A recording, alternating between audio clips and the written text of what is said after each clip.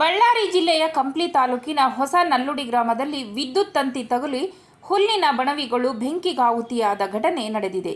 ಬೃಹತ್ ಬಿರುಗಾಳಿ ಹಿನ್ನೆಲೆ ವಿದ್ಯುತ್ ತಂತಿಗಳು ಪರಸ್ಪರ ಸ್ಪರ್ಶಗೊಂಡು ಕಿಡಿ ಹಾರಿದ ಪರಿಣಾಮ ಒಂದೇ ಜಾಗದಲ್ಲಿದ್ದ ಸುಮಾರು 3 ಹುಲ್ಲಿನ ಬಣವಿಗಳು ಹೊತ್ತಿ ಉರಿದಿವೆ.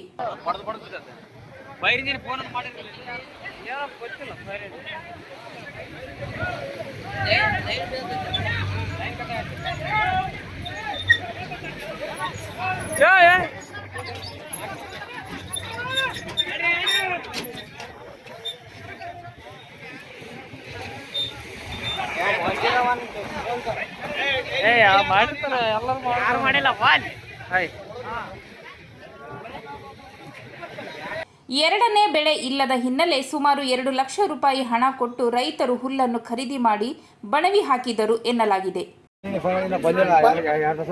ಫೈರ್ ಇಂಜಿನಿಗೆ ಫೋನ್ ಮಾಡಿ ಬರ್ದಕತ್ತೀವಿ ಅಂತ ಇನ್ನೂ ಬಂದಿಲ್ಲ. ಒಂದು ತಾಸು ಆಯಿತು. ಇದಂತ ನಮಗೆ ಅಸಲು ಹುಲ್ಲು ಇಲ್ಲ ಹಸುಳಿಗೆ ಹಾಕಕ್ಕ. ಇದಕ್ಕೇನು ನಷ್ಟ ಪರಿಹಾರ ಹೇಳಿ.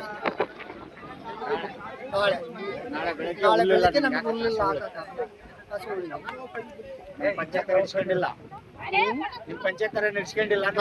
ನಮ್ಮ ಪಂಚಾಯತ್ ಏನು ಇವಾಗ 2-3 ಮನೆ ಸುಟ್ಟಿದಾವೆ ಈ ಥರ.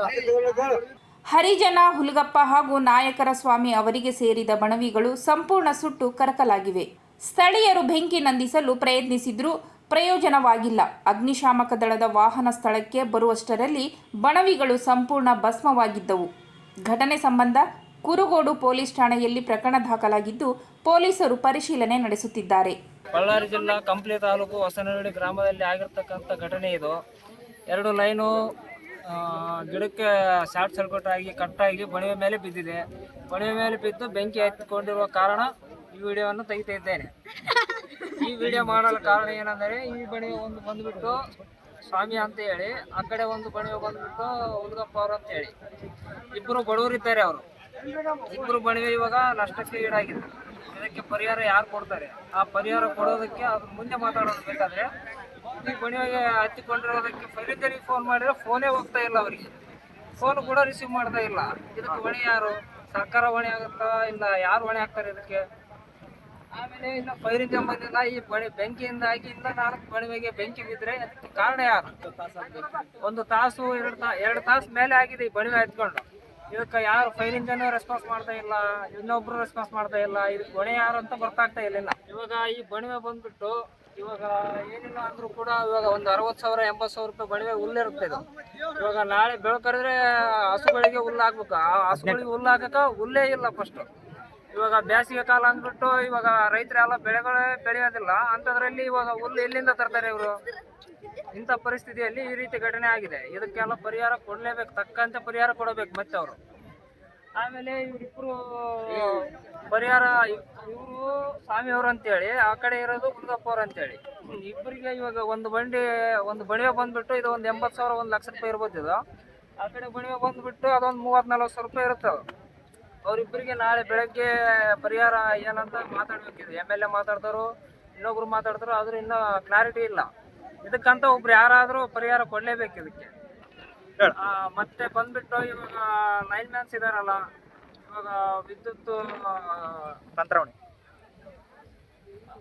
ಇವಾಗ ಲೈನ್ ಮ್ಯಾನ್ಸ್ ಇದಾರಲ್ಲ, ಅವು ಗಿಡಗಳು ಬೆಳೆದಿರ್ತವೆ, ಗಿಡಗಳಿಗೆಲ್ಲ ಲೈನ್ ಹೋಗಿರುತ್ತೆ. ಆದರೂ ಕೂಡ ಅವ್ರು ಏನು ರೆಸ್ಪಾನ್ಸ್ ತಗೊಂತ ಇಲ್ಲ. ಅವ್ರು ಕರೆಕ್ಟಾಗಿ ಎಲ್ಲ ಲೈನ್ಗಳೆಲ್ಲ ಗಿಡಗಳು ಎಲ್ಲೆಲ್ಲಿ ಹೋಗಿದಾವೆ ಗಿಡಗಳೆಲ್ಲ ಕಟ್ ಮಾಡಬೇಕು. ಕರೆಕ್ಟಾಗಿ ಲೈನ್ ಎಲ್ಲ ಸಪ್ರೇಟ್ ಮಾಡಬೇಕು. ಆ ರೀತಿ ಇದ್ದರೆ ಸ್ವಚ್ಛವಾಗಿರುತ್ತದೆ ಎಲ್ಲ. ಇವಾಗ ಗಿಡಗಳೆಲ್ಲ ಕಾಣಲಾರ್ದಂಗೆ ಅದ್ರಾಗ ಲೈನ್ ಎಲ್ಲ ಟಚ್ ಆಗಿ ಶಾರ್ಟ್ ಕಟ್ಟಾಗಿ ಬಿಡ್ತಾವೆ. ಅವು ಕಟ್ಟಾಗಿ ಬಿದ್ದಾಗ ಯಾರನ್ನ ಜನಗಳ ಮೇಲೆ, ಹುಡುಗ್ರ ಮೇಲೆ, ಮಕ್ಕಳ ಮೇಲೆ, ದೊಡ್ಡವ್ರ ಮೇಲೆ ಬಿದ್ದರೆ ಅವರು ಸ್ಪಾಟಲ್ಲಿ ಡೆತ್ ಆಗ್ತಾರೆ. ಅವು ಅದಕ್ಕೆಲ್ಲ ಹೊಣೆ ಯಾರು ತಗೊಂತಾರೆ? ಅದನ್ನು ಇವೆಲ್ಲ ಕರೆಕ್ಟಾಗಿ ನೀಟ್ನೆಸ್ ಆಗಿ ಮೇಂಟೈನ್ ಮಾಡ್ಬೇಕಂತ ಇದೊಂದು ನಿಮ್ಮ ಮೂಲಕ ಕೇಳ್ಕೊಳ್ತಿದ್ದೇನೆ. ಸರ್ಕಾರ ಒಳ್ಳೆ ಸ್ಪೀಡ್ ಇರ್ತಲ್ಲ.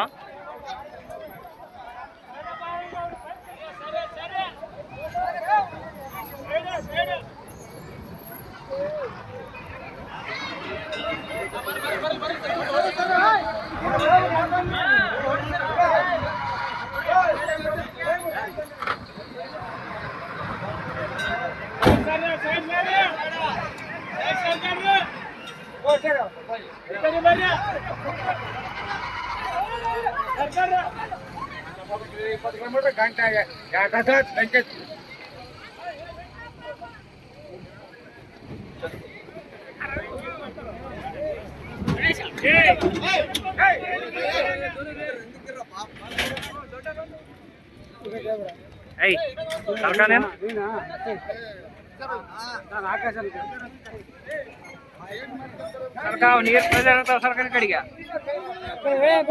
ಏ ಈ ಕಡೆ ಬಾ ನೀರು ಪ್ರಜೆ ಇರ್ತಾವ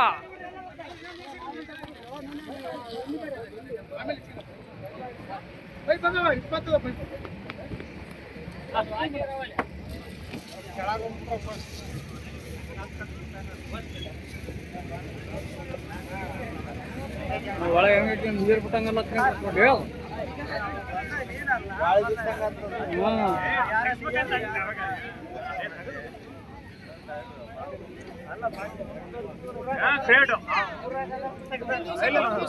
ಅಂದ್ರೆ ಚಾಲು ಮಾಡೋದಂತ ಬೇರಲ್ಲ ಅದೇ ಕ್ರೇಟ್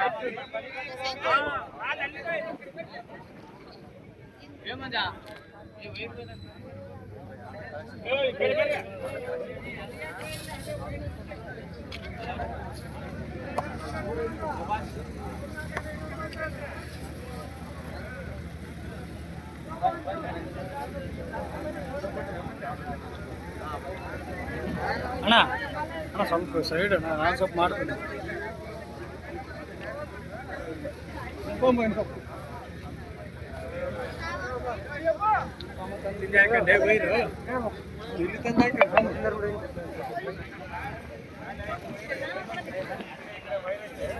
ಇಲ್ಲೇ ವಸಂತ